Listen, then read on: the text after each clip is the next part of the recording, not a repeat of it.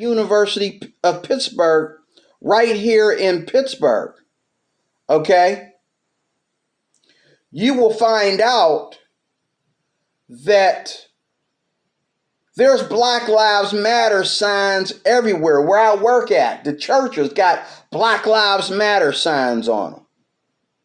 University of Pittsburgh, there's Black Lives Matter sign everywhere. You got white chicks from the college. They got masks out that say Black Lives Matter. Do you know how many white people are wearing Black Lives Matter masks and t-shirts? Way more than black folks are. So what are you talking about, Katt?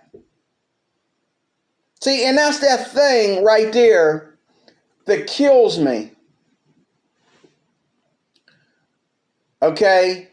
With Katt, with people like Katt and all these comedians and all these black entertainers, and including football players and NFL players and everybody that's already entrepreneurs.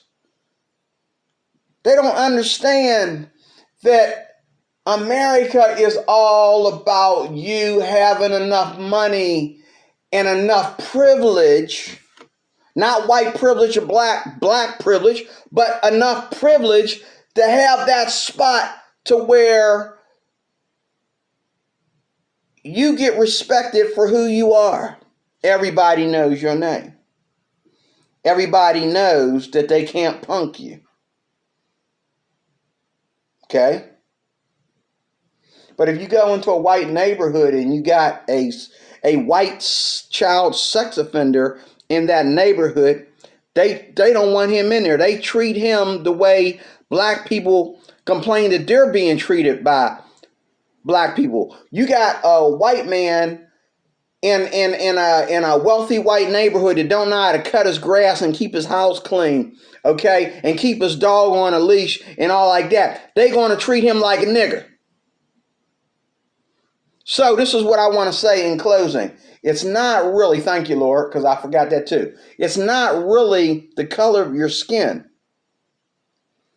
that is a problem. Because I'm black, I ain't too crazy about black folks. Okay? You know what I'm saying? You know, like people try to kick it with me because I'm black. No, brother. Don't kick nothing with me because I'm black. Kick it with me because I'm DeRoy Cruz. I come from a different tree. I come from a different platform, a different side of the fence. I grew up in the ghetto and all that like anybody else, but I was taught early on in my life that I'm in the ghetto, not of the ghetto. My goal is to get out of the ghetto, and I'm out of the ghetto. This ain't the ghetto. I ended up moving back in the ghetto because of my own sins. Because I didn't pay my rent like a dumb behind black man. There's a lot of homeless people downtown Pittsburgh that didn't want to pay the rent. But they think somebody owed them something. What, for you to go back and don't pay your rent again?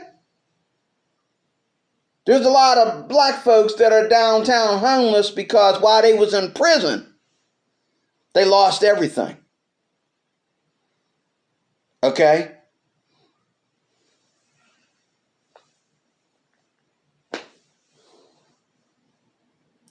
So, is it really the white man's fault that you're homeless? Is it really anybody's fault that you're homeless?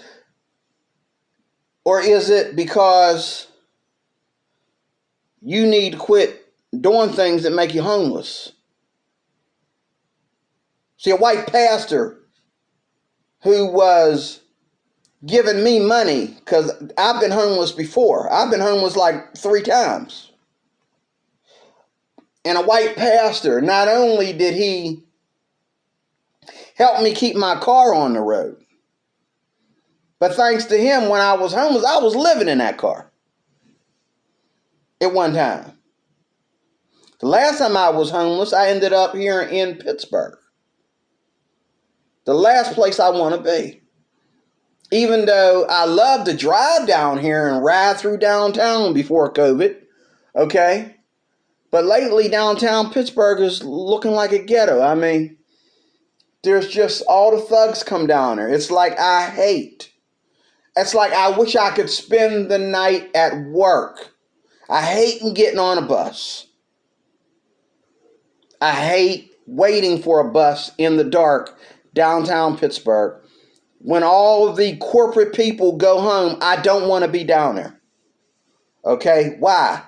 Not because of white folks, not because of homeless white people, but because of black folks that I know have proven that they indeed are thugs.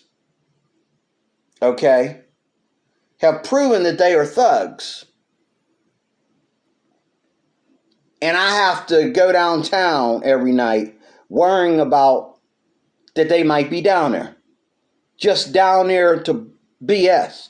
Because white folks don't go downtown Pittsburgh just to hang out. Black folks will go downtown Pittsburgh and hang out and end up getting arrested.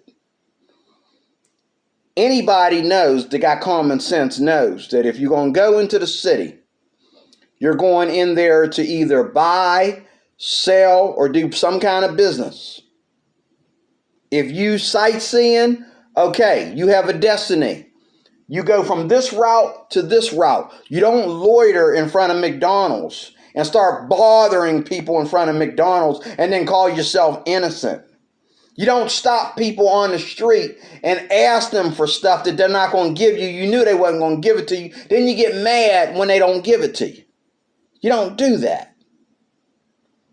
I don't care what color of skin you are. I don't care what your problem in life is, man. You don't do stuff like that. But Katt Williams thinks that black folks care about black folks. He thinks black lives matter to black folks. No, it don't. Like a video that I watched yesterday. I think it had Candace Owens in it. Black folks will march because a criminal who was a rapist, an abuser, and abusing white folks, not to mention, okay, and doing all kinds of crimes, he gets shot and killed. But the innocent little 12-year-olds and 14-year-olds and 10-year-olds walking down the street bouncing balls in the ghetto, they get shot in the crossfire. Ain't nobody marching for them. Ain't nobody saying Black Lives Matter up in the ghetto. When I lived over here in Mount Oliver, which is probably about 3 miles from here, 3 or 4 miles, whenever there was a riot or anything, wasn't nobody up in Mount Oliver talking about Black Lives Matter, okay? And every other day, somebody that wasn't even young enough to be in high school, or old enough, I should say, to be in high school, was getting shot. Where was Black Lives Matter?